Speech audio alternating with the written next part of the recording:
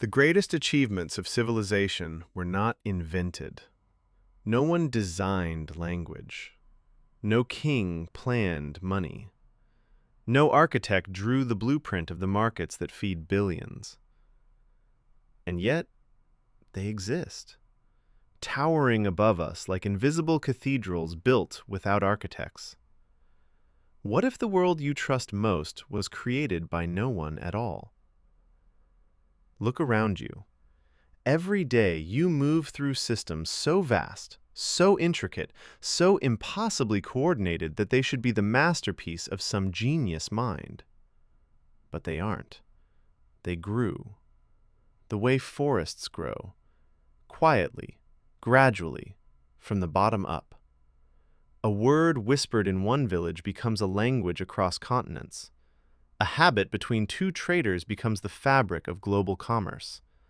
A simple custom spreads, mutates, survives, until it becomes a rule of society no one remembers creating. This is the mystery at the heart of civilization. The most complex orders in human history emerged without a designer.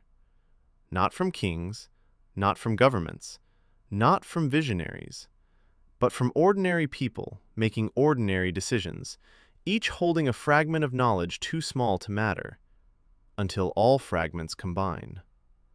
Hayek called this invisible force spontaneous order, the quiet intelligence of society, a wisdom older than laws, stronger than commands, and far smarter than anything conceived from above. You see it most clearly in the places where no one is in charge. Walk through a crowded marketplace. There is no conductor, no central authority guiding the thousands of tiny interactions.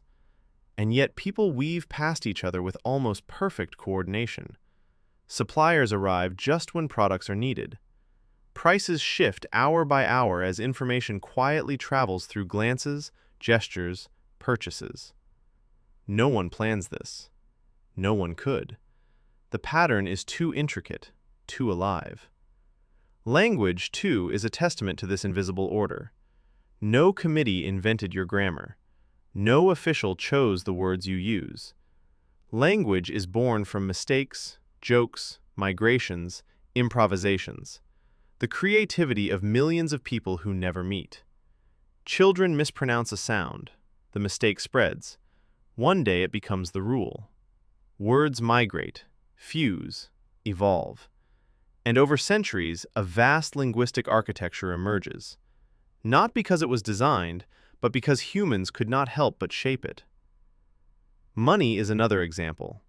We imagine money as something created by decree, but long before coins existed, long before governments minted currency, people traded, bartered, recorded debts, created informal networks of trust. Money did not appear because a ruler commanded it. It appeared because people needed a way to coordinate their choices beyond the limits of barter. It was a solution invented from below, refined through trial and error, shaped by the hands of thousands of anonymous contributors. Everywhere you look, society is built on foundations that no single person laid. Traffic flows through a city not because a mayor controls each movement, but because drivers adapt to one another in real time. Rules of etiquette emerge not from legislation, but from countless social interactions. Even moral norms, the lines we do not cross, were not invented in a single moment. They crystallized slowly through collective experience. Hayek believed that this bottom-up architecture reveals a truth we often resist. Order does not require control. In fact, the deepest forms of order collapse when control tries to replace them. A city built entirely on a planner's map fails because no planner sees what residents see. A language constructed by decree dies because no decree can imitate the organic flow of human speech. An economy designed from above collapses because no central mind contains the infinite fragments of knowledge that millions of individuals carry unconsciously. Imagine a small town before dawn. A baker wakes early, sensing that customers will want more bread today. Perhaps the weather changed, perhaps a festival approaches. A farmer adjusts his planting because of a subtle shift in soil moisture.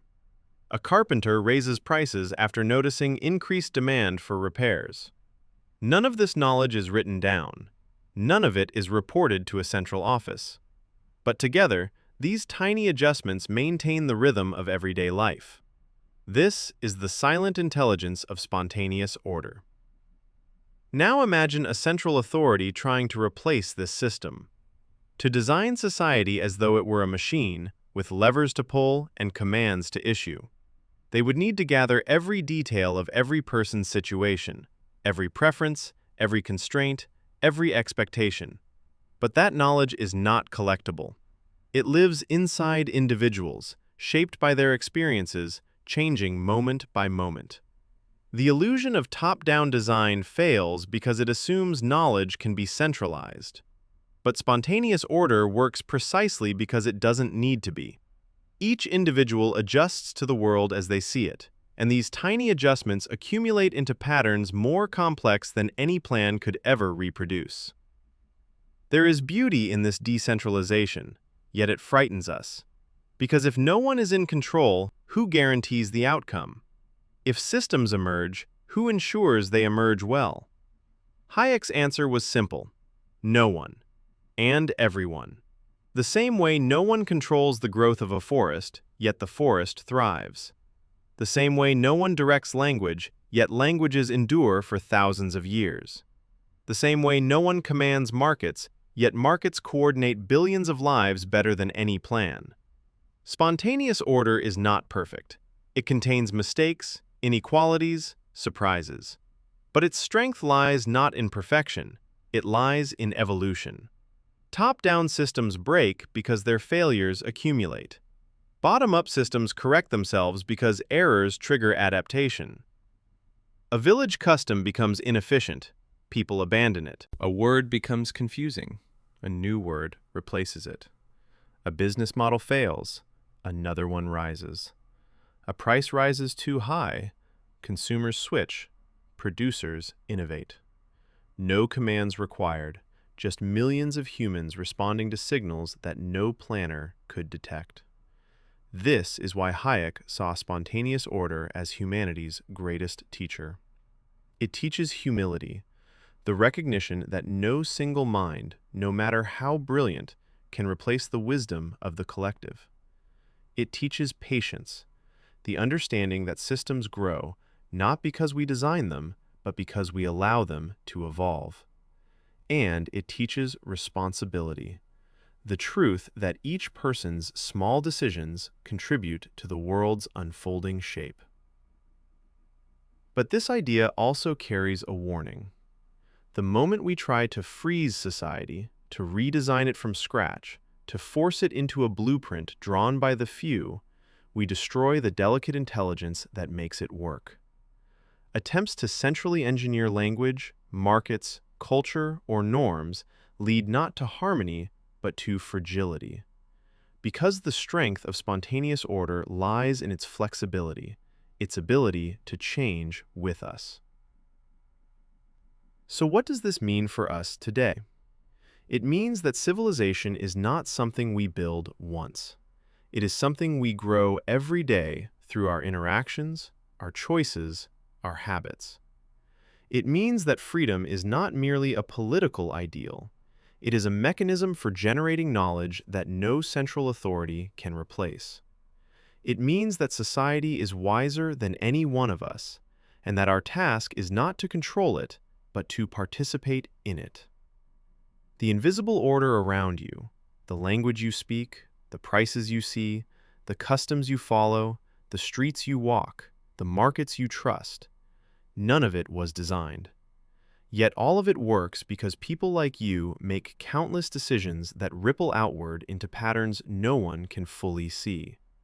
And when you finally understand this, when you recognize the quiet miracle beneath everyday life, you start to see society not as a machine, but as a living, evolving creation born from millions of minds, each holding a piece of the truth. Order does not descend from above. It rises from below, from us, and it never stops growing.